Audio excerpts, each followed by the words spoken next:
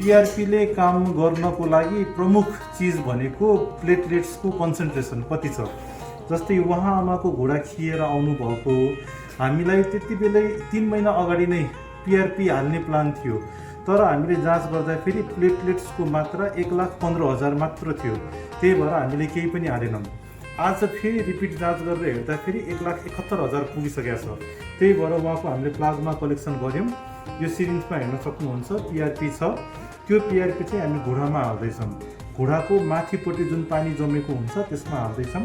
अल्ट्रासाउन्डको मतलब पनि हामीले सुई पुगायौँ घुँडाको पानी भएको ठाउँमा। हेर्नुहोस् त, दाहिनेपट्टिबाट सुई गएको छ। सिधा गरिदिउँ न, यता आउनु, मेरो यता सिधा अल्ट्रासाउन्ड हो ल।